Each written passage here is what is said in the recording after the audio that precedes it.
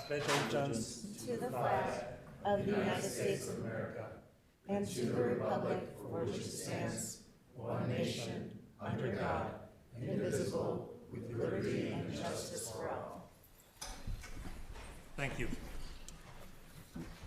Next on our agenda are awards and proclamation, and we have none tonight, followed by the consideration of the minutes of a June 8, 2026 Village Board meeting.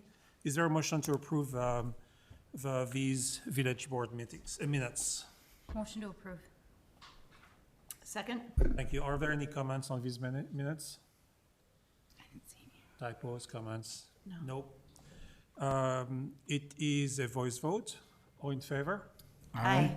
Anyone opposed? Thank you. Next are our non-agenda items and visitors.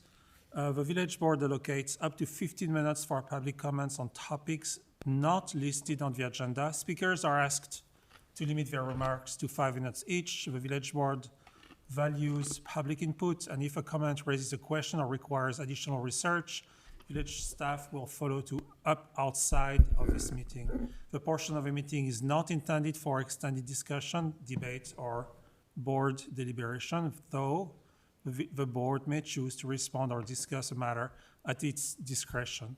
The board appreciates and welcomes all public participation. Do we have any volunteer? Do we have anybody online?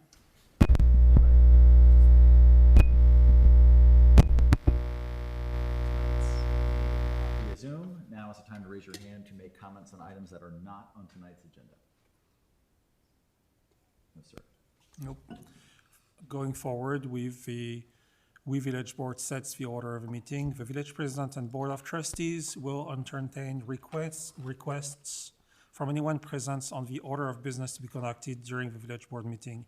And here we have 8A for Croya. We have 14, 15, and we have No, sir. without any objection, moving forward to 8A. Item 8A, and that would be your village administrator's report. Julie? Thank you. Tonight we have with us a number of folks from Croya, to include the Croya manager, Todd Hagan, who will introduce one of our speakers tonight, who is a recent high school graduate, Caden Prieto, who will be reading her winning essay from the Margot Martino Spirit of Croya essay contest. Todd has some slides he's going to share, so give me 1 second and then we'll bring those up.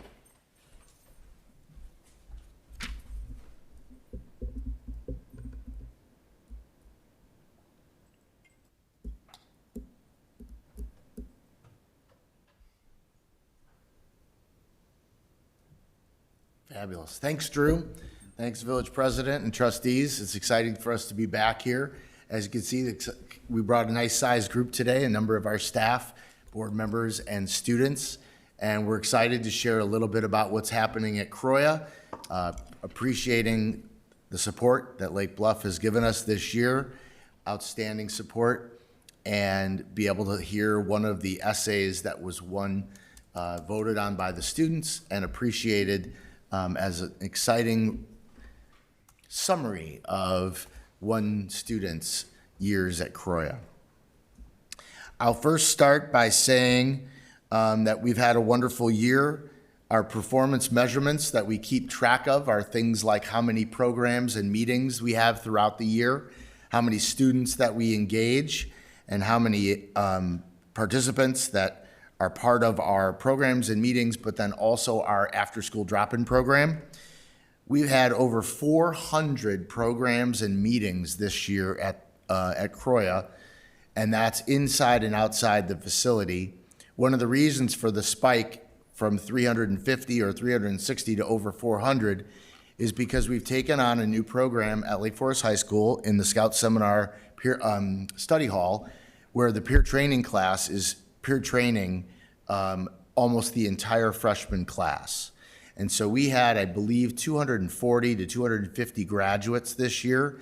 And throughout the course of the semesters, we do an 11-week program that teaches active listening, problem solving, what to do if your friends or yourself are getting in a serious problem and they really need support, and then who the resources are in the community and at their schools to maybe lean on in the sense that if they need some further help.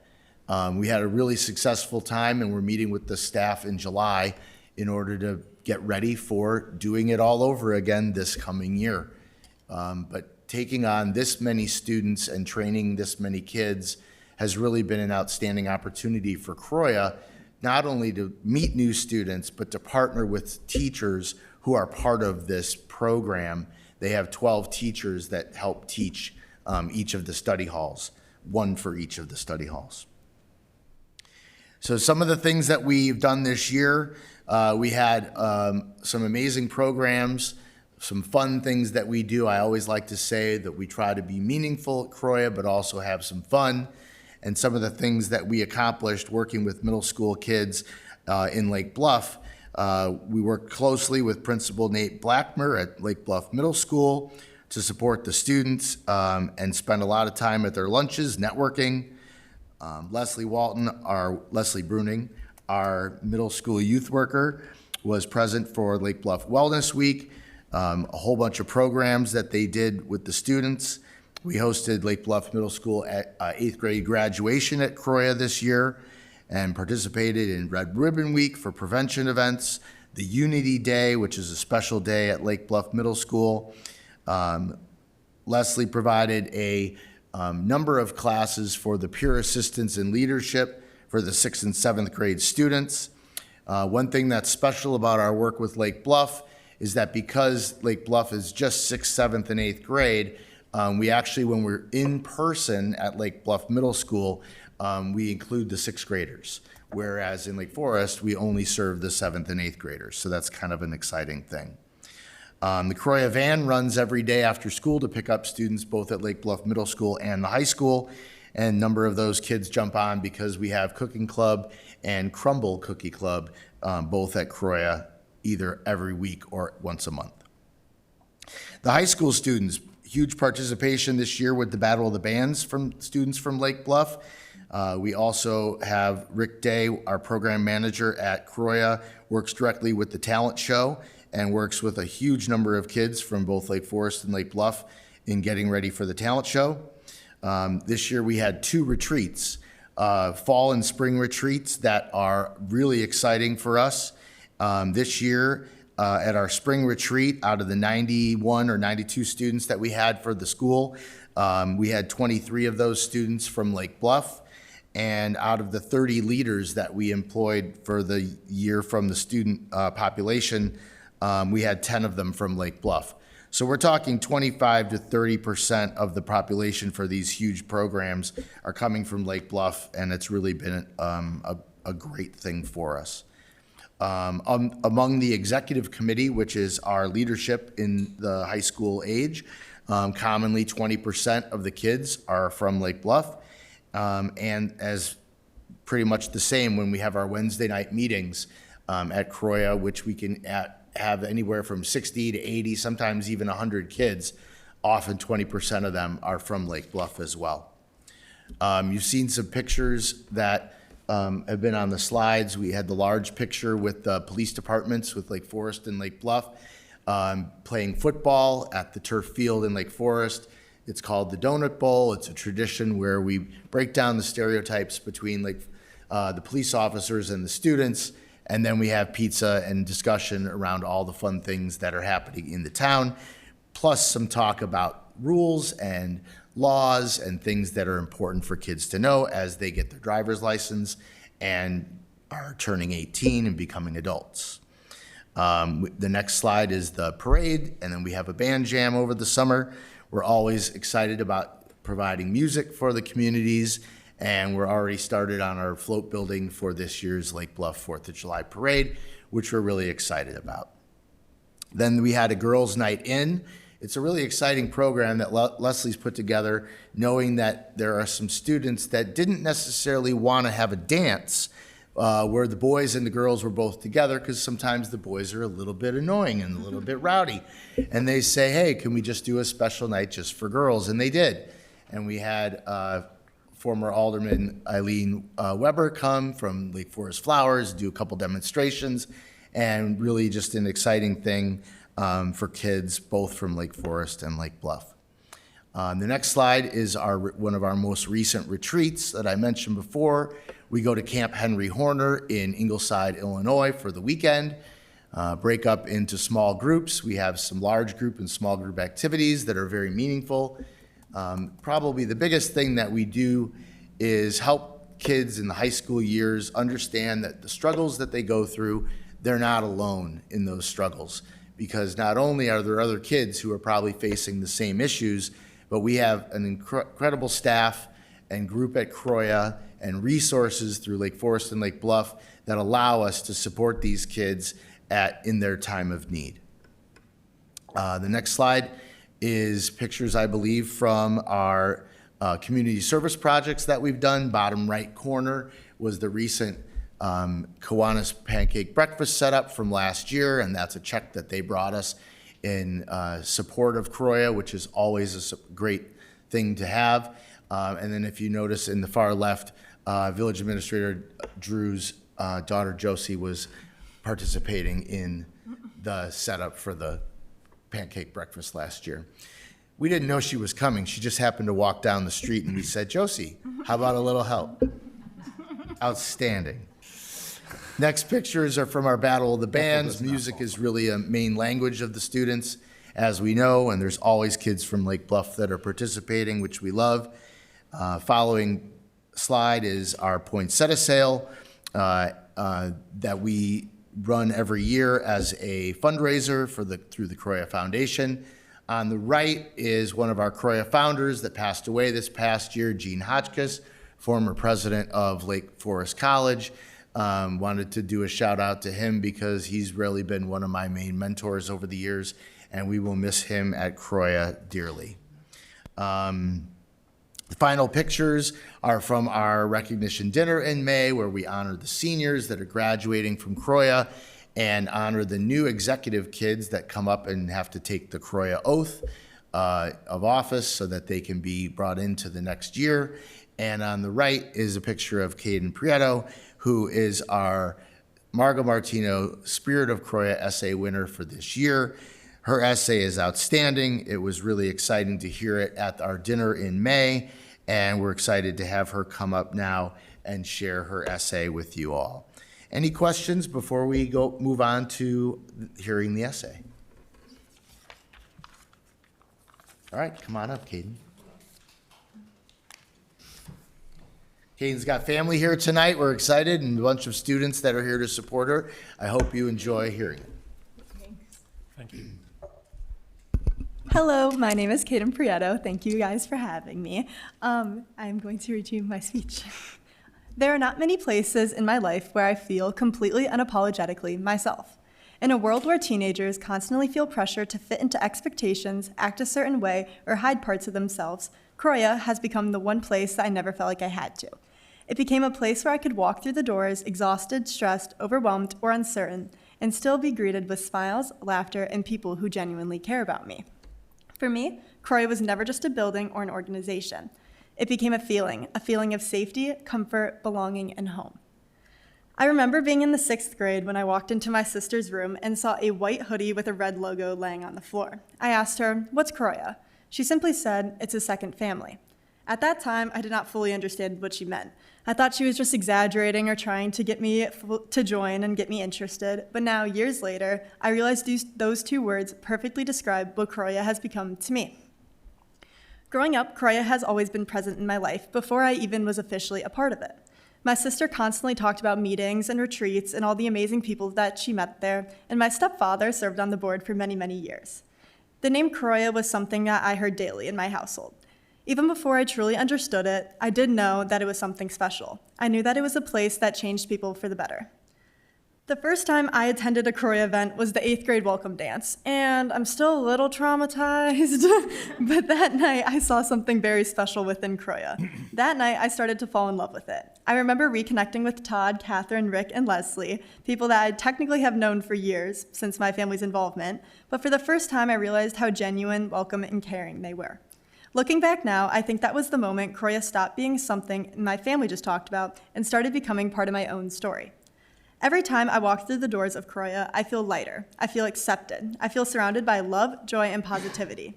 That feeling is difficult to put into words unless you have experienced it firsthand. There is something just so special about being in a place where nobody expects you to be perfect, a place where people care about you simply because you are you. Throughout high school, there were moments where I felt overwhelmed by stress, pressure, and the constant feeling that I had to have everything figured out. Croya became the escape from that. It became the place where I could laugh until my stomach hurt, have meaningful conversations, take a break from my homework for an hour, and create memories with people who genuinely wanted the best for each other. One thing that has stuck with me deeply throughout my time at Croya is the motto, everything will work out. Honestly, for a long time, that was something I struggled to believe. I've always been someone who overthinks everything, stresses about the future, and feels like I need to have control over every outcome. There were times in high school where I felt lost, overwhelmed, or unsure of where I was heading. Hearing someone tell me everything will work out almost felt impossible to believe. But Croya slowly changed that mindset for me. Through the people I met, the conversations I had, the retreats I led, and the moments I experienced there, I started realizing that maybe things do not have to be perfect to still work out in the end. Croya taught me that even during stressful, uncertain, or difficult moments, there are always people willing to support you and remind you that you are not alone. Now, whenever I hear the phrase, everything will work out, it means so much more to me than just a comforting quote. It represents growth, trust, resilience, and hope. It reminds me of the comforting, or the countless nights, at Croya where I left feeling calmer than I walked in. It reminds me of the people who believed in me even when I struggled to believe in myself. I will admit that during freshman year, I did not put as much time into Croya as I should have, but looking back, I think I underestimated how important it would soon become to me. But sophomore year is when everything changed. I started attending more meetings, getting more involved, and truly investing myself into the community. The more time I spent there, the more I realized that this was just not another activity, it was a family that I wanted to be a part of. One of the most meaningful parts of Croya's journey has been, or one of the most meaningful parts of my Croya journey has been leadership. Leading for years and serving on the exec board has taught me so much about responsibility, teamwork, and the impact that even small actions can have on others. Being involved behind the scenes showed me how much work and care goes into creating the magic that people experience during the meetings and retreats. Whether it was brainstorming themes, planning activities, promoting events, or helping create an environment where everyone felt welcome, I loved every single second of it. Leading retreats at Camp Henry Horner was something I will cherish forever. There is something so incredibly powerful about watching people walking into a retreat, nervous and unsure, and then leaving feeling connected, accepted, and loved. Some of my strongest friendships and favorite memories came from those retreats. They remind me why Croya matters so much to me. It's not just about having fun, it's about creating a community where people can grow, open up, and realize we're never alone. One of my other favorite things about Camp Henry Horner is my first ever house that I lived in is actually the backyard to Camp Henry Horner. So every time we go, I just get to reflect so much as a leader and as a person. It is truly such a full circle moment for me. Another huge part of what Croya means to me is how it allows me to combine two things I deeply love, community and creativity. Ever since I was young, I have loved photography and videography. Through my new media experience at the high school and my experiences behind a camera, storytelling has become one of my biggest passions. I find myself constantly going back and looking at pictures after meetings or retreats just to relive those moments again. Seeing everyone smile, laughing, and just enjoying themselves made me realize how important it is to capture moments like these. That realization inspired me to run for cable tech. I wanted to use my passion for media to give back something to the community that has already given me so much. To me, photos and videos are way more than just content. They are memories that people can hold on to forever. Years from now, someone might look back at a picture from the retreats or a silly hype video we made and immediately remember how happy they felt in that exact moment. Being able to preserve those memories for people is something that I've always taken pride in. Croya has shaped me into the person I am today. It has taught me how important community truly is. It has taught me leadership, compassion, creativity, and the importance of making others feel included. Most importantly, Croya gave me a space where I always felt safe being myself. When my sister first described Croya as a second family, I never could have imagined how true those words would soon become. Now, when I think about Croya, I don't just think about meetings, retreats, or events. I think about the people who helped me grow. I think about all the memories that still make me smile when I look back at them. And I think about the feeling walking through the doors and instantly feeling at home. And most of all, I think about the phrase that Croya helped me finally believe: everything will work out. No matter where life takes me after high school, Croya will always be a part of me. It gave me memories I will carry forever, friendships I will never forget, and a place where I learned what it truly feels like to belong. Thank you.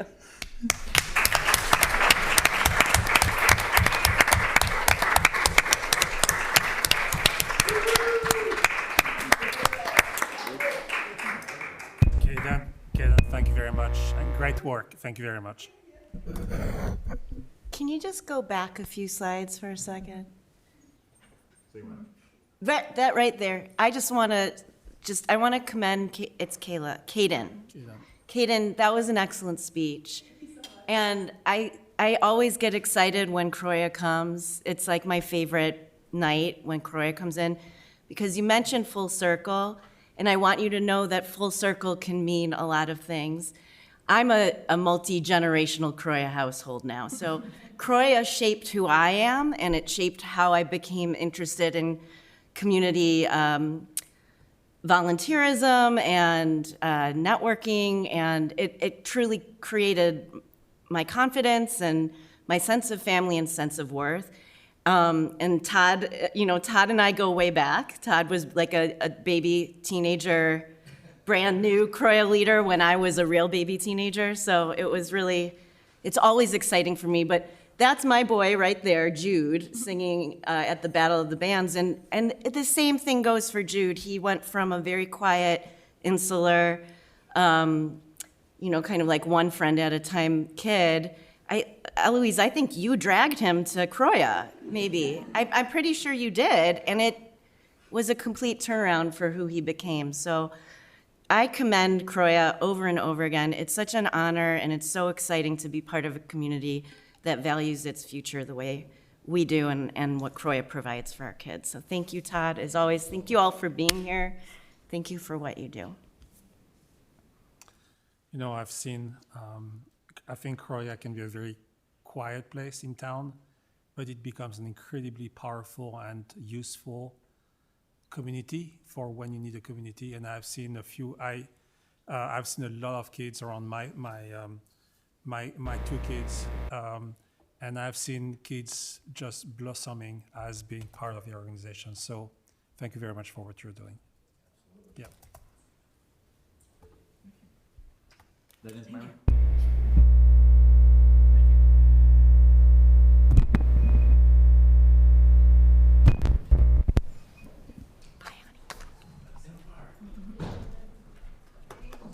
Good job.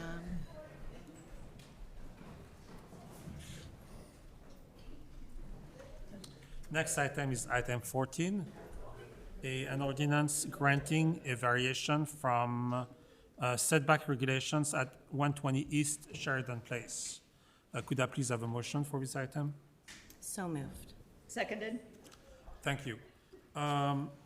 This application represents a request to construct an exterior stair set leading to an existing porch in the front setback of a single-family residence in R4 zoning.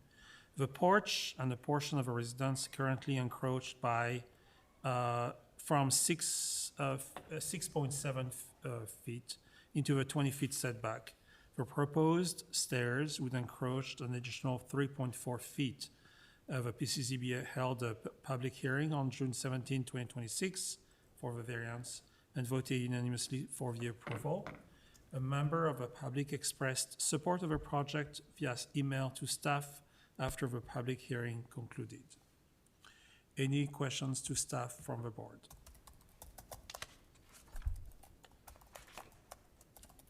I do not see any. Are there any public comments? I do not see any. This is a voice vote.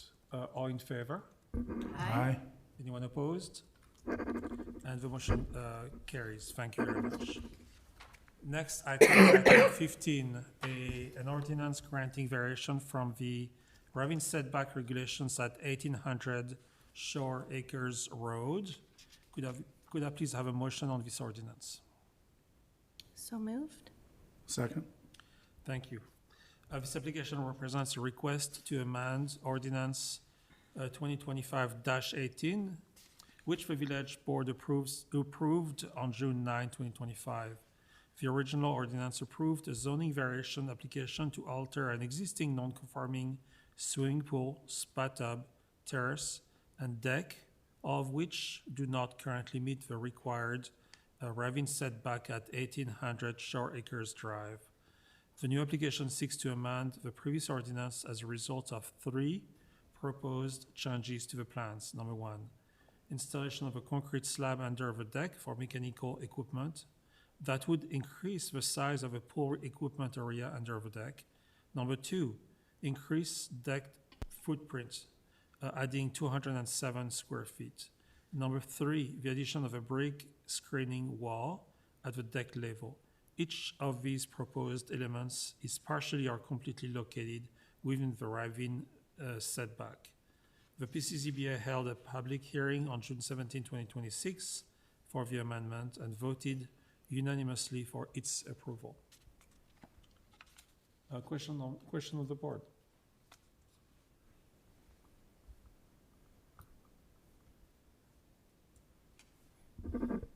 Nope. Any comments any public comment? Nope. Do we have any comments online? No, sir. All right. It is a voice vote. All in favor? Aye. Anyone opposed? The motion carries again. Thank you. Next item would be the consent agenda. And the consent agenda today would be number 10, acceptance of a correspondence. Correspondence was delivered to the village boards in the informational report on June 12 and 19, 2026. Item 12, a resolution approving change order number 1 for Village of Lake Bluff Green Bay Road Reconstruction Project. Item 13, a resolution approving a sign exemption request for a property located at 1 Sherwood Terrace. Is there a request to remove any of these items from the consent agenda? No. No? Is there a motion to approve the consent agenda? Motion to approve. Second. Thank you. Is there any discussion on any of these items? No. Hearing none, clerk, please call the roll. Trustee Fisher? Aye. Trustee Hatch? Aye. Trustee Renner? Aye. Trustee Ritter? Aye. Thank you. And we're now resuming normal order of meeting by visiting item 7A, for the warrants report for June 9 to 22, 2026. Is there a motion to approve the warrants report? So moved? Second. Second from Brian No, okay. It's fine. or from Terry? That's okay. Brian, it is. All right.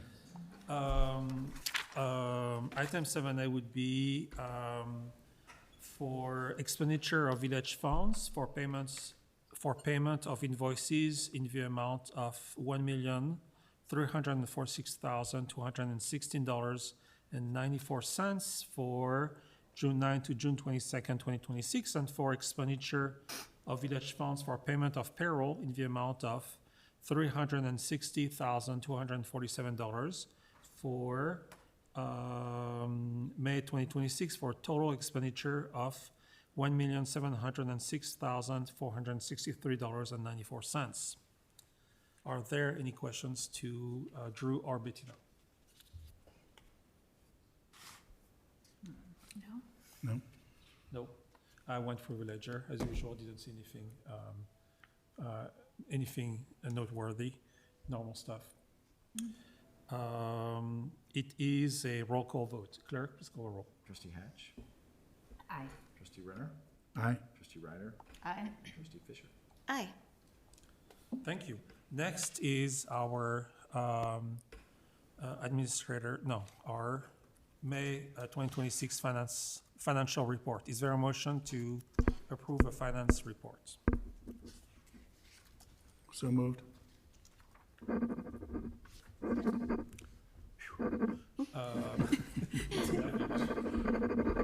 Would be unusual, right? So some highlights from the May 26 report include that sales tax revenue totaled $276,609, which is a decrease of $47,510, or 14.7% compared to prior year. So although revenues are lower compared to prior years, it's important to recognize that last year's sales tax performance was unusually strong, and the comparison is also affected by changes in revenue sources related to grocery tax money.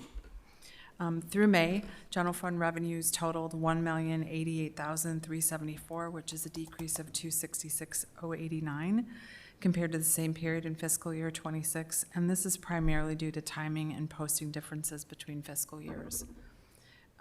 Fiscal year '27 year-to-date expenditures of $858,300, representing an increase of $323,341 compared to the same period last year. And the increases can be attributed to village hall improvement expenditures incurred during this year, and also year-end accrual entries that have not been posted yet related to audit that will reduce some of the expenditures from this year moving back. Thank you. Any questions to Bettina? Yeah, can we talk about the sales tax revenue a little bit? I'm looking at the charts. Sure. Obviously, we've got that kind of historical March, April dip, which looks like it tends to happen regularly. But the 2026 looks to be down to about 2023 levels. Yes. Am I reading that right? Yeah, you are. Mhm. That's a substantial change from the past couple of years. And the revenue sources, how much is the grocery tax affecting us? How much is that contributing to that? So the annual estimate for grocery tax is $180,000 to $200,000.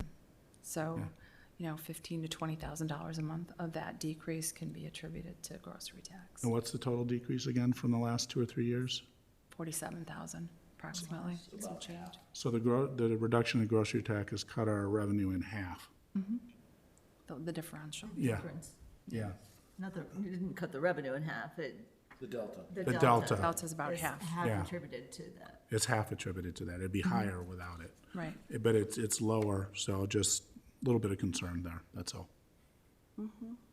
Justified. We got infrastructure projects to fund.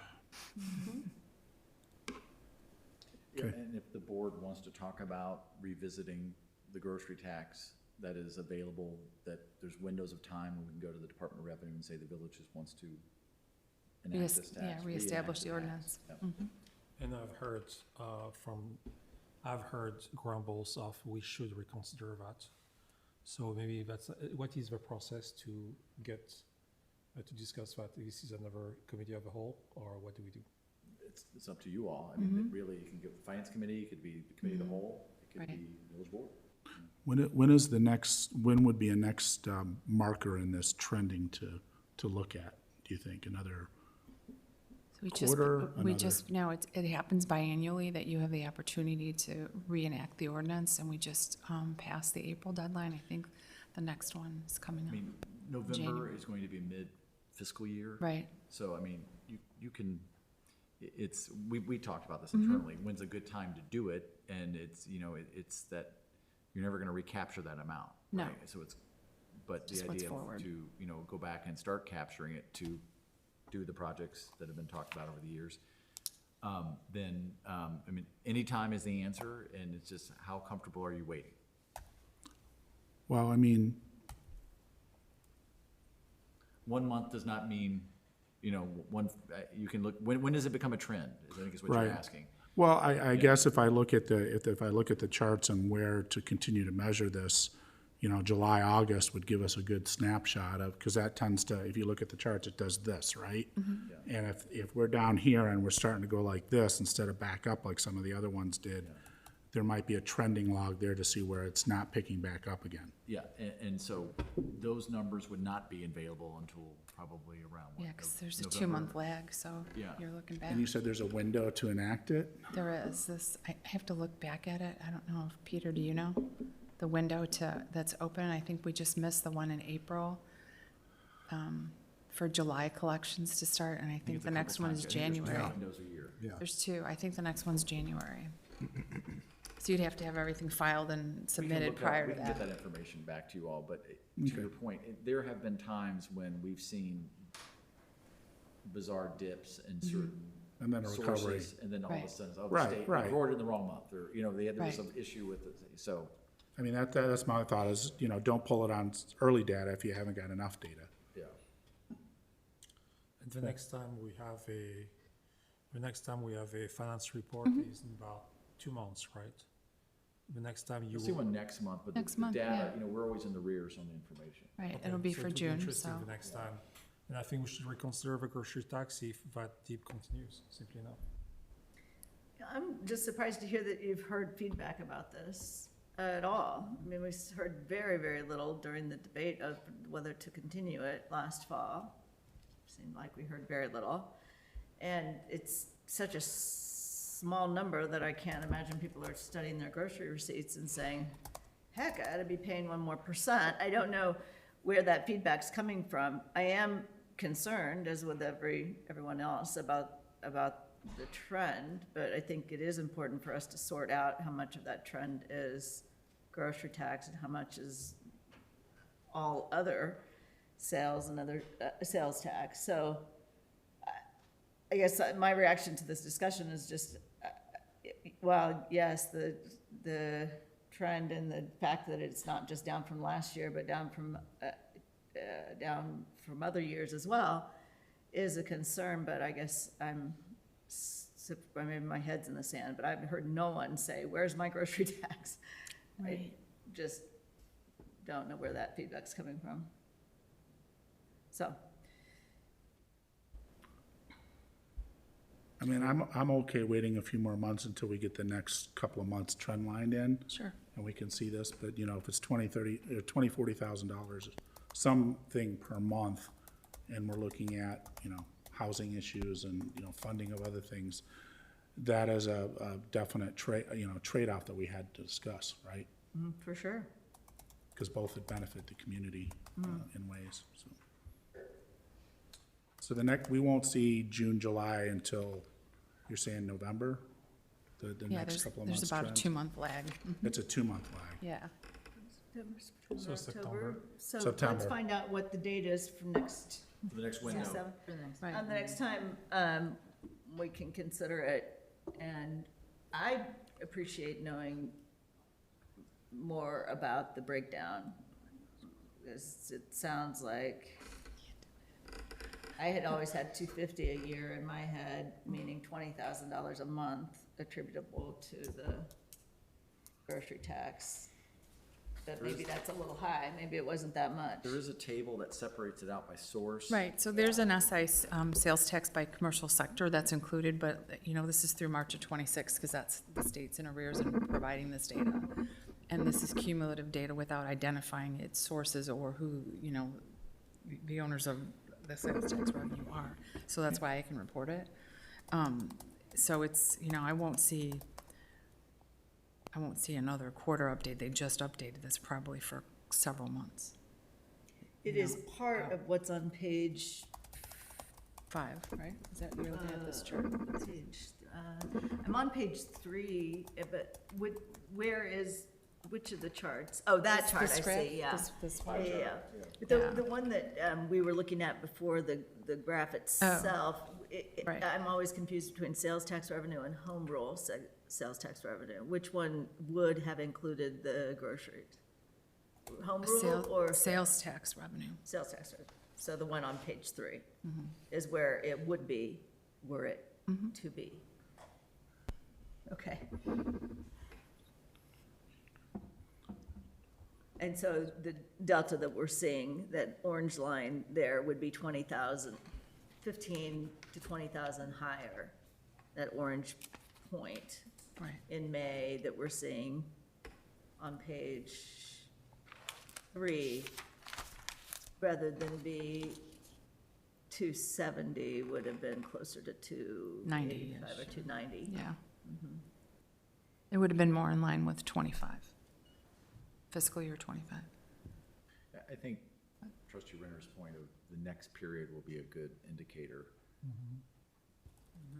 Because we could have other things pick up, or we could continue to be down. So I think it's a little early, but yeah, I'd like to see the next round of data. I agree. Okay.